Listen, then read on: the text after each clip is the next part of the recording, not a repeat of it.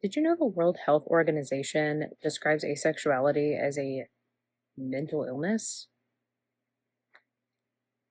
See, here's the thing. There's already enough discourse in the LGBTQ community about asexuality and whether or not it belongs along with everybody else. And as an asexual person, I'd like to think so. See, Pride did originally start as who you love, whether it's gay, men loving men, bisexual, loving men and women, women love women, obviously lesbian. But the truth is, there's so much more to sexuality than just who you love. It's also how you love. I am demisexual. I know people that are aromantic.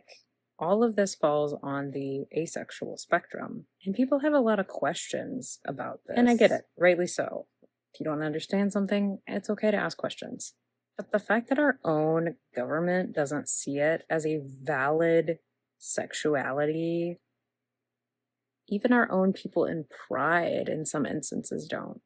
And let's not forget that J.K. Rowling absolutely went after asexuals, which is so funny because asexuals are like the least problematic person you could ever attack. That's why I think it's important to highlight a not only female main character, but an asexual main character.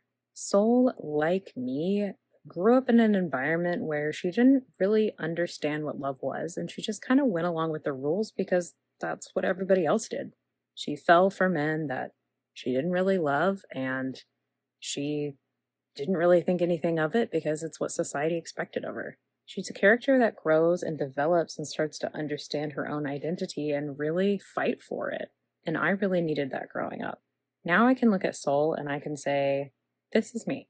But it's not just Soul. There's so many more characters in my series that represent LGBTQ, neurodivergent, and BIPOC, even indigenous cultures. If you want to see a bisexual character that struggles with their identity, you have Chalk. If you want to see a transsexual character that is coming to terms with who they are and even kind of migrates into that gender fluidity, you've got Ziggurat.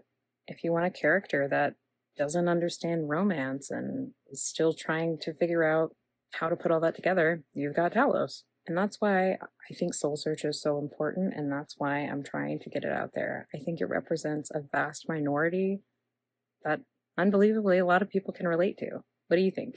If you'd like to back Soul Search, we actually have a Kickstarter going now, and we are 4% funded, which I'm really excited about. 60 days, and we have such amazing goodies for you. If you're interested in stickers, acrylics, we even have a field guide book put together that is 50 pages and goes over season 1. So you can get a little bit of spoilers going into season 1. Please consider backing our Kickstarter. I will go ahead and put the QR code in here, but you can also find the link to it in my link tree in my bio. If you want to see an adult sci-fi indie animation that represents you as a neurodivergent LGBTQ+ or BIPOC person, we got you covered.